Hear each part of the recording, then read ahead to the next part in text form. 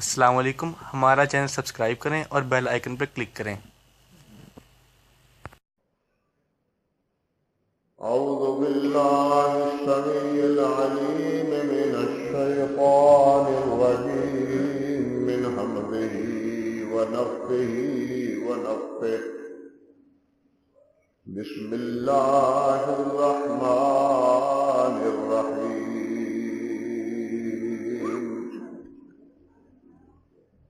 ومن يشاقق الرسول من بعد ما تبين له الهدى ويتبع غير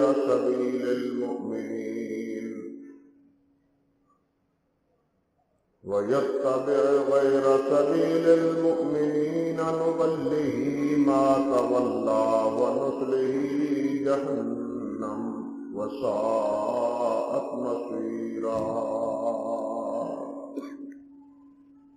سبحان ربك رب العزة عما يصفون وسلام على المرسلين والحمد لله رب العالمين۔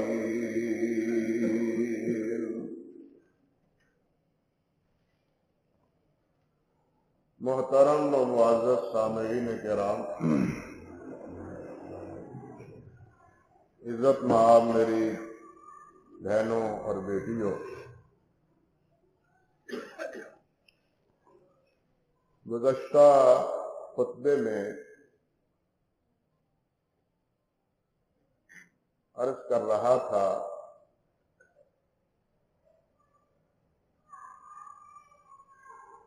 کہ حضرات صحابہ کرام رضوان اللہ علیہم اجمعین کے ایمان اور ان کے اعمال کو ہمارے لیے اللہ سبحانہ و تعالی نے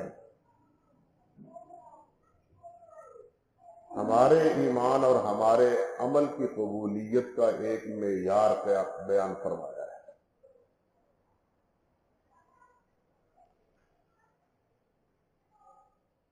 سید کائنات حضرت محمد رسول اللہ صلی اللہ علیہ وسلم نے بھی مختلف اسالیب میں اپنے بعد حضرات صحابہ کرام رضوان اللہ علیہ مجمعین اور ان میں بالخصوص خلفائے راشدین ان کے عمل کو اپنانے کا اور اختلاف اور تفریق سے بچنے کا، انتشار اور باہم آپس میں مخالفت سے بچے رہنے کا ایک سبب اور ایک ذریعہ قرار دیا ہے۔ اللہ رب العزت نے ایک جگہ یہ بھی ارشاد فرمایا ہے کہ یا ایھا الذین آمنوا، اے ایمان والو، یا ایھا الذین آمنوا اتقوا اللہ وکونوا مع الصادقین، اے ایمان والو اللہ سے ڈرو اور سچوں کا ساتھ دو۔ جو سچے ہیں، صراط مستقیم کے راہ رو ہیں، ان کی ہم نوائی اور ان کا ساتھ دو۔ جو گمراہ ہیں اور سچائی سے عاری ہیں، ان سے اجتناب کرو، ان سے گریز کرو۔ حضرت عبداللہ ابن عمرو ابن عاص رضی اللہ تعالی عنہ فرماتے ہیں کہ کونوا مع الصادقین سے مراد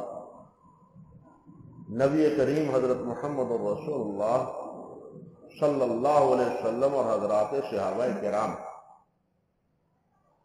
اور اس میں کیا رائب ہے، کوئی شک کی گنجائش ہی نہیں ہے کہ اس کائنات میں اللہ رب العزت نے حضرت محمد رسول اللہ صلی اللہ علیہ وسلم سے بڑھ کے کسی کو سچا نہیں بنایا، اور امتوں میں جس سچائی کے علم بردار اور ہم نوا اور سچائی کو اپنانے والے ہیں، جس قدر حضرات صحابہ کرام رضوان اللہ علیہ مجمعین تھے، پوری امتوں کی تاریخ میں اس کی مثال نہیں ملی۔ تو یہاں کونوا مع الصادقین سے مراد نبی کریم صلی اللہ علیہ وسلم کا اور حضرات صحابہ کرام رضوان اللہ علیہ مجمعین کا ہم نوا بنے رہنے کی تاکید۔ یہ جو آیت مبارکہ سورۃ النساء کی میں نے خطبے کے دوران آپ کے سامنے تلاوت کی، اس میں اللہ رب العزت ارشاد فرماتے ہیں وَمَن يُشَاقِقِ الرُّسُولَ مِن بَعْدِ مَا تَبَيَّنَ لَهُ الْهُدَىٰ وَيَتَّبِعْ غَيْرَ سَبِيلِ الْمُؤْمِنِينَ، کہ جو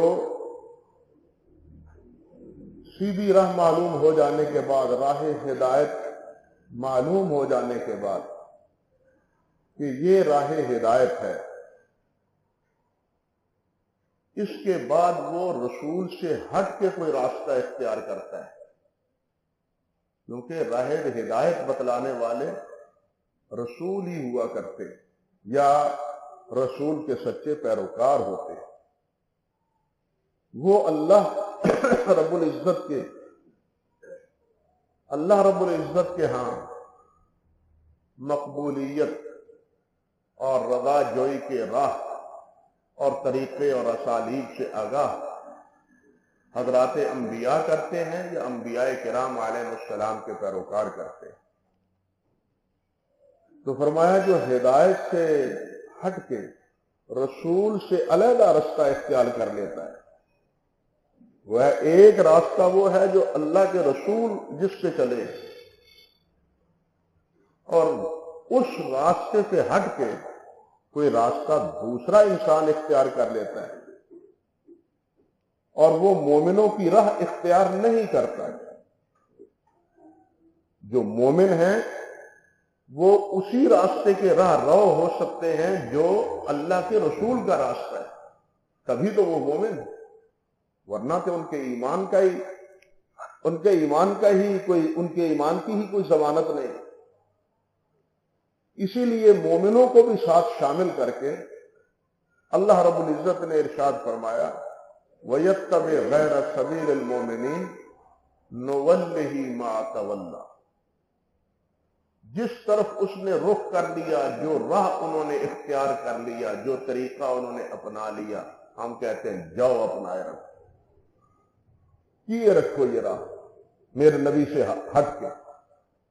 میرے نبی نے تمہیں سمجھایا، میرے نبی نے تمہیں راہ بتلائی، اور میرے نبی کے پیروکار مومن فرمانبردار انہوں نے بھی وہ راستہ اختیار کیا، تم اب اس سے ہٹ کے جو راہ اختیار کرتے ہو کرو،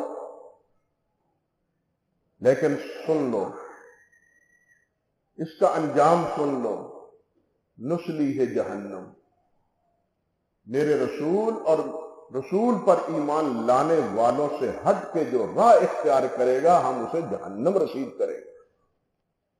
منمانی تم کر لو، تمہیں کون روک سکتا ہے، لیکن یہ یاد رکھو کہ اس کا انجام بہت خطرناک ہے۔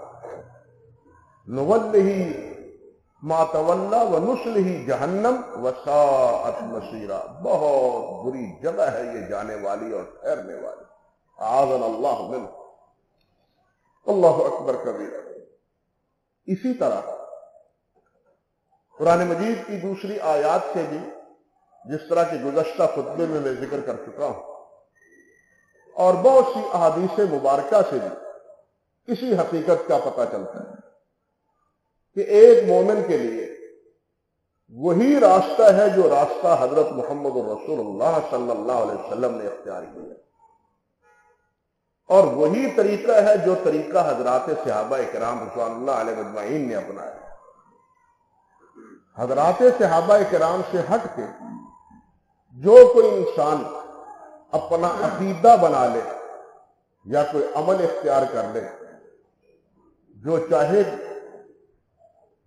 وہ اپنی راہ متعین کر لے، اللہ اور اللہ کے رسول اور رسول کے صحابہ سے ہٹ کے، مگر وہ راہ ہدایت نہیں ہے، راہ ضلالت۔ نبی کریم حضرت محمد رسول اللہ صلی اللہ علیہ وسلم جس طرح کہ صحیح مسلم میں ہے، خطبے میں، ہر خطبے میں یہ ارشاد فرمایا کرتے تھے، ان خیر الکلام کلام اللہ وخیر الحدی حدی محمد صلی اللہ علیہ وسلم۔ سب سے بہترین کتاب اللہ کی کتاب ہے، اللہ کا کلام ہے، اور سب سے بہترین راستہ محمد صلی اللہ علیہ وسلم کا راستہ ہے۔ اللہ کے رسول کے راستے سے ہٹ کے خیر الحدی حدی محمد صلی اللہ علیہ وسلم۔ اب دوسرا کیا ہے؟ وشر الامور محدثاتها، رسول نے جو طریقہ نہیں بتلایا اور وہ طریقہ دوسرا کوئی اور اختیار کر لیتا ہے تو وہ راستہ اچھا نہیں ہے، بہت برا راستہ ہے، شریروں کا راستہ ہے، شر کا راستہ ہے، خیر کا راستہ نہیں ہے۔ وہ کیا راستہ ہے؟ شر کا راستہ ہے، اور شر کے راستے کا انجام گمراہی، اور گمراہی کا انجام جہنم۔ اللہ کے رسول نے بھی خبردار کیا، صحابہ کرام رضوان اللہ علیہم اجمعین، اور اسی طرح حضرات تابعین رحمہم اللہ اور ائمہ ہدی ہمیشہ یہی سمجھاتے اور کہتے رہے۔ صحابہ کرام رضوان اللہ علیہم اجمعین کے دور میں، یعنی حضرت علی رضی اللہ تعالی عنہ کے زمانے میں، نئی نئی فکر اور نئے نئے اعمال ایجاد ہو چکے تھے۔ گزشتہ خطبے میں عرض کر چکا ہوں، خارجی پیدا ہو چکے تھے، رافضی پیدا ہو چکے تھے، اس کے بعد معتزلہ آئے ہیں، پھر جہمیہ آئے ہیں، قدریہ آئے ہیں، یہ سارے بیوتی فرقے۔ لیکن صحابہ کرام وہ خارجیوں کا عقیدہ نہیں رکھتے تھے، جو خارجیوں کا عقیدہ ہے، جو رافضیوں کا عقیدہ ہے، صحابہ کرام کا وہ راستہ نہیں تھا۔ اور یہ بات یاد رکھیں کہ حضرت عثمان غنی رضی اللہ تعالی عنہ کے خلاف جن شر پسندوں نے بلوہ کیا تھا، ان میں بھی کوئی صحابی شامل نہیں تھا، ان میں بھی کوئی صحابی شامل نہیں تھا، جن کا بعض حضرات نام لیتے ہیں تاریخی اعتبار سے بالکل غلط۔ اس شر و فساد میں بھی کوئی کسی صحابی کا نام نہیں۔ اسی طرح بعد کے دور میں جو فتنے رونما ہوئے ہیں، ان میں بھی کسی صحابی کا نام نہیں ہے، نہ کسی صحابی کا عقیدہ اور عمل وہ رہا ہے کہ جائے کہ جمہور صحابہ، اکثر صحابہ یا صحابہ کرام کا اس پر اتفاق ہو، یہ خیال اس کو بحال اس کو جانا۔ آپ دیکھیں، کچھ مثالیں میں گزشتہ خطبے میں بھی دے چکا ہوں۔ حضرت جندب بن عبداللہ رضی اللہ تعالی عنہ، نبی علیہ السلام کے صحابی، فرماتے ہیں، پہلی یہ بات سنیے، فرماتے ہیں کنا نتعلم الایمان قبل القرآن فلما علمنا القرآن زاد الایمان۔ اللہ اکبر کبیر۔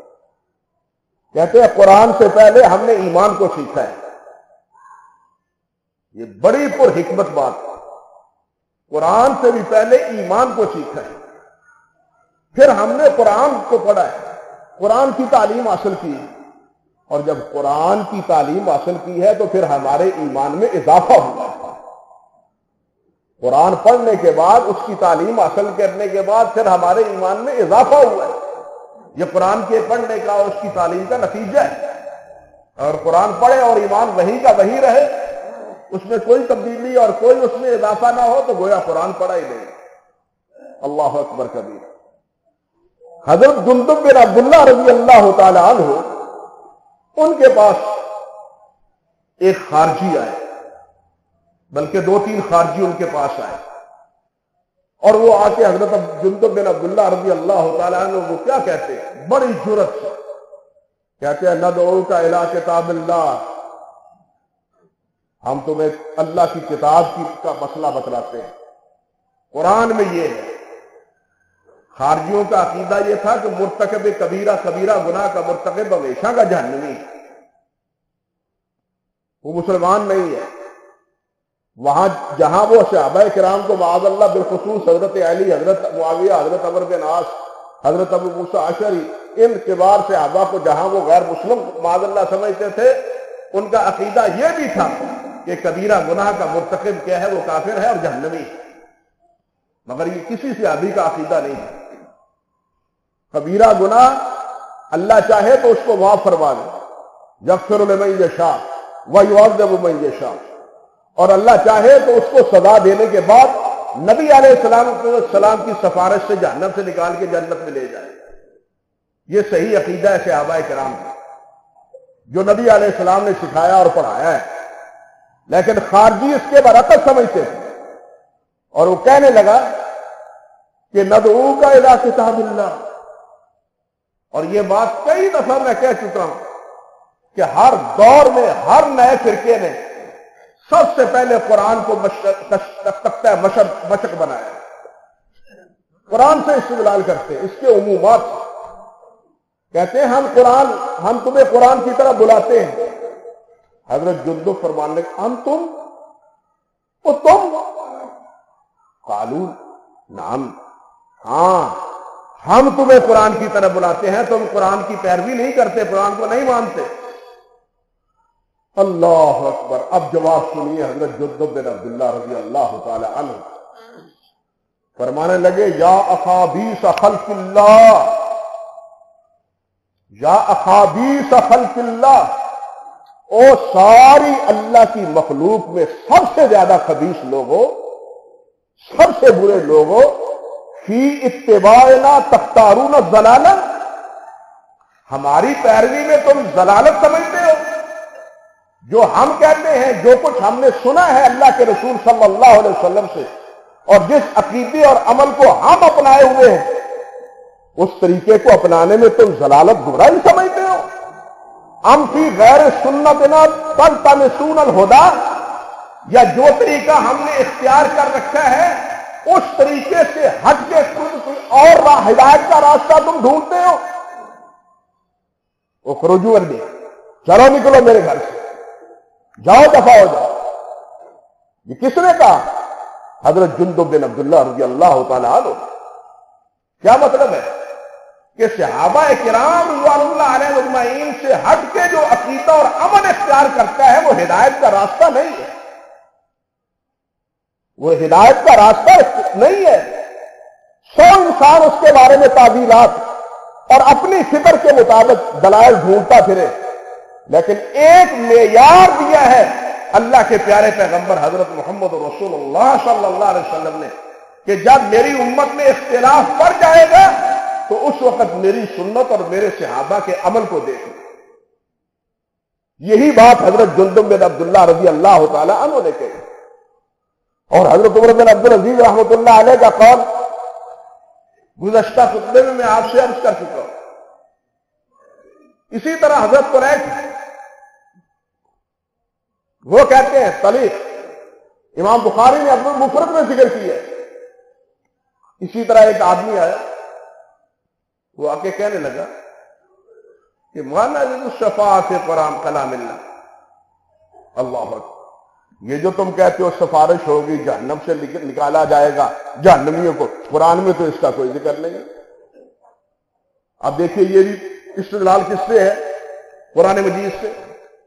قرآن مجید میں تو اس کا کوئی ذکر نہیں، جس سفارش کا تم ذکر کرتے قرآن میں تو ذکر ہے جو جہنم میں گیا وہ گیا جہنم میں، قرآن تو یہ کہتا ہے۔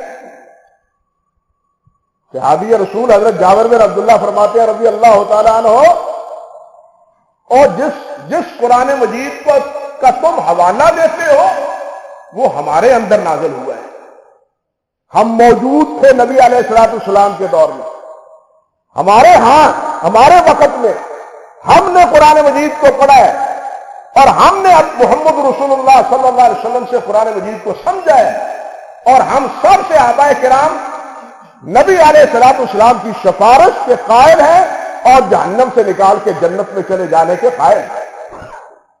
کیا مسئلہ نکلا؟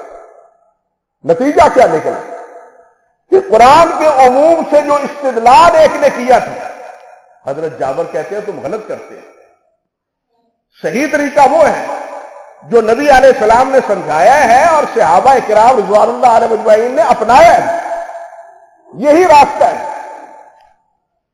اللہ اکبر کبیرہ۔ حضرت امام احمد بن حنبل رحمۃ اللہ علیہ، امام احمد بن حنبل فرماتے ہیں اصول السنہ، آج اہل سنت کون ہے؟ بارکس نام نہنگی کا پھول اہل سنت، ایک آدمی کہتا رہے اہل سنت اہل سنت، اہل سنت ہے کون؟ پہلے تو سنت کے علم برداروں سے سمجھیے کہ اہل سنت ہے کون؟ جو سنت کے علم بردار ہیں، جنہوں نے سنت کا جھنڈا بلند کیے رکھا ہے ہر دور میں، باطل حکومتوں کے سامنے انہوں نے ہر قسم کی آزمائشیں اٹھائیں، تکالیف برداشت کی، لیکن سنت کے جھنڈے کو سرنگو نہیں ہونے دیا۔ وہ امام مالک ہیں، امام ابو حنیفہ ہیں، امام احمد بن حنبل ہیں رحمۃ اللہ علیہ۔ امام احمد فرماتے ہیں اصول السنہ، سنت کا اصول کیا ہے؟ فرماتے ہیں التمسک ما کان علیہ اصحاب رسول اللہ صلی اللہ علیہ وسلم، اس چیز کو اختیار کرنا جو طریقہ، جو اسلوب، جو عقیدہ، جو عمل حضرات صحابہ کرام رضوان اللہ علیہ اجمعین کا۔ امام احمد یہ فرماتے ہیں۔ امام احمد بن حنبل رحمۃ اللہ علیہ کے بعد آپ دیکھیے علامہ ابن حزم، حافظ ابن حزم کیا کہتے ہیں؟ الملل میں حافظ کہتے ہیں رحمۃ اللہ علیہ وَأَهْلُ السُّنَّةِ، غور کیجئے، وَأَهْلُ السُّنَّةِ، اہل سنت کون ہیں؟ الَّذِينَ تَذْكُرُهُمْ أَهْلُ الْحَقِّ، اور جن کو تم اہل حق کہتے ہو، اہل سنہ جن کو تم اہل حق کہتے ہو، وَمَا مَنْ أَدَاهُمْ فَأَهْلُ الْبِدْعَةِ، اور جن کو تم ان کے علاوہ اہل بدعت سمجھتے ہو۔ تقسیم دیکھ لیں نا، ایک اہل سنت ہے، ایک اہل بدعت ہے۔ جن کو تم اہل سنہ کہتے ہو، جن کو تم اہل بدعت کہتے ہو، وہ کون ہے؟ فرماتے ہیں کہ فَإِنَّهُمْ الصحابة رضی اللہ عنہم وَكُلُّ مَنْ سَلَكَ نَهْجَهُمْ مِنْ خِيَارِ التَّابِعِينَ، وہ طریقہ ہے جو حضرات صحابہ کرام رضوان اللہ علیہ اجمعین نے اپنایا۔ اہل سنت اہل حق وہ ہے جو اس طریقے کا راہرو ہے، اس طریقے کو اختیار اس نے کیا ہے، اس عقیدے کو اپنایا ہے جو عقیدہ حضرات صحابہ کرام کا ہے اور جو طریقہ حضرات تابعین اعظام کا ہے۔ اللہ اکبر کبیر۔ حافظ ابن جوزی رحمۃ اللہ علیہ ان کے بعد وہ فرماتے ہیں ولا ریب، اس میں کوئی ریب نہیں، شک نہیں کہ فی ان اہل النقل والنسل، کہ جو روایات کو بیان کرنے والے ہیں اور آثار کے متبعین ہیں، وہ کون ہیں؟ المتبعین آثار رسول اللہ صلی اللہ علیہ وسلم و آثار اصحابہ ہم اہل السنہ، کہ جو اللہ کے نبی کے تابع دار ہیں اور اللہ کے نبی کے صحابہ کرام کے تابع دار ہیں، ہم اہل السنہ، وہ ہیں اہل سنہ۔ جو مرضی نام اپنا کچھ رکھ لے، لیکن اہل سنت جنہوں نے